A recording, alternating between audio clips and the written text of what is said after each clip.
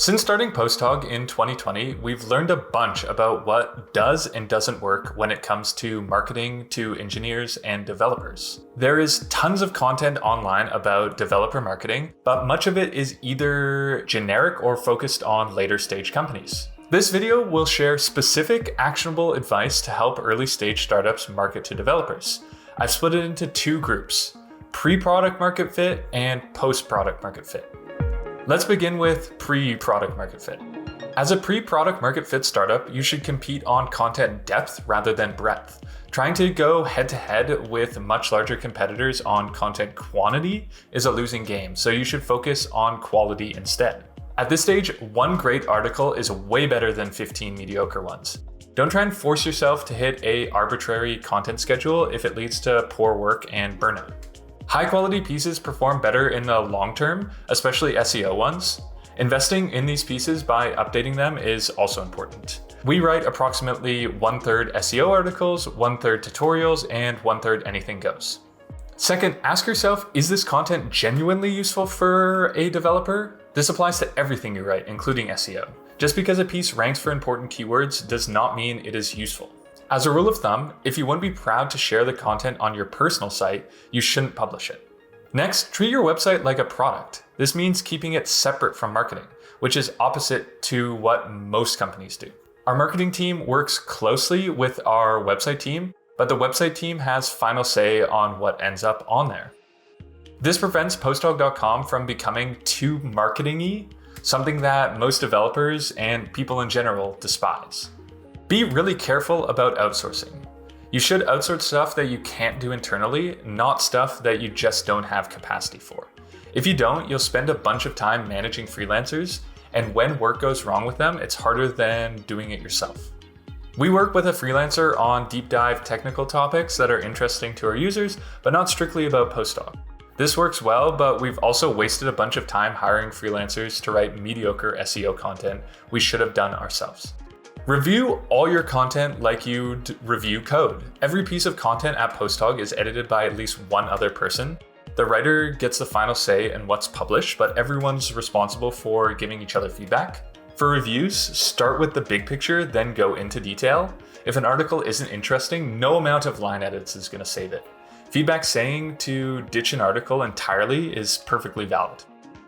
Although making it to the front page of Hacker News can be a giant ego and traffic boost, it often results in a much smaller sign-up boost. It also has an inconsistent hit rate of about 1 in 10 shots. Because of this, it's a double-edged sword. Eventually, you'll need to figure out repeatable marketing. Posting on Hacker News and praying is great, but it isn't exactly sustainable. UTM parameters are unreliable, as they often don't tell you where users first heard about you. In this way, they create a bit of an attribution mirage. For example, a user could first see your app on Hacker News, then search the name, then click on a Google ad and end up on your site. You might end up saying, Google ads are awesome, but this definitely doesn't paint the full picture. We include an optional text box on sign up to tell us where users first hear about us and put much more weight on it than what UTM refers are saying. Now we'll move into specific advice for post-product market fit startups. First, think about hiring a developer who loves writing for your marketing team.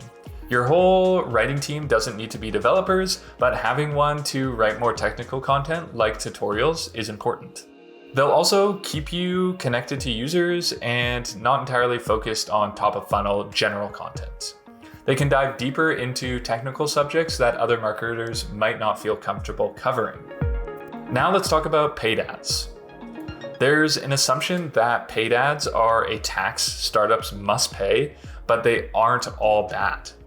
It is easy to spend a lot of money quickly for garbage returns, and it's important never to use the default settings on Google, LinkedIn, and Twitter. Instead of managing them yourself, hire a cheap agency to manage them for you. Hiring one for around $5,000 per month is doable if they just manage channels and creative, not landing pages or SEO. Avoid agencies in the US as they are triple the price. We aim to be 7 out of 10 on our paid ads. Not amazing. Focus your energy on your content instead. In regards to channels, Google is good for conversion, while others like LinkedIn, Twitter, Reddit, and Quora are good for awareness. LinkedIn is the most expensive, Twitter follows, and Reddit and Quora are relatively cheap. Avoid product hunt if you sell something for more than $10 per month. Also, carbon ads were very expensive and a waste of time for us. It's okay to waste your money on sponsorships. They're expensive, but you have to spend money to learn here. Newsletters are a great place to start, and you can be highly effective once you find the right one. Ask your engineers and users what they actually read and sponsor those. Rather than sponsoring every issue forever, sponsor in bursts, 3 months on, 3 months off. Make sure to change up your copy too, so the audience doesn't get bored. 2 final things we haven't fully figured out yet. First, events are 10x more work than you think. You probably don't have the budget to host them well, but you should attend them. If an engineer on your team loves doing them, send them. Sending marketing people isn't leveraged enough. We give budget to our team to go to events and leave it at that. Sponsoring events is particularly expensive. If your name appears next to Google, you're probably wasting your money. Second, it's okay for other companies to be much better at social media than you are.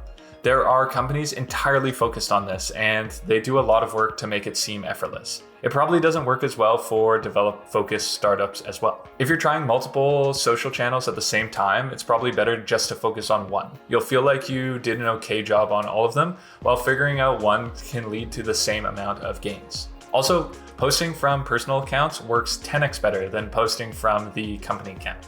That's all we've learned about developer marketing as an early stage startup. If you have any questions, feel free to leave them in the comments below. Make sure to like and subscribe for more videos like this, and check out posthog.com/blog for the written version of this video and more. Thanks for watching.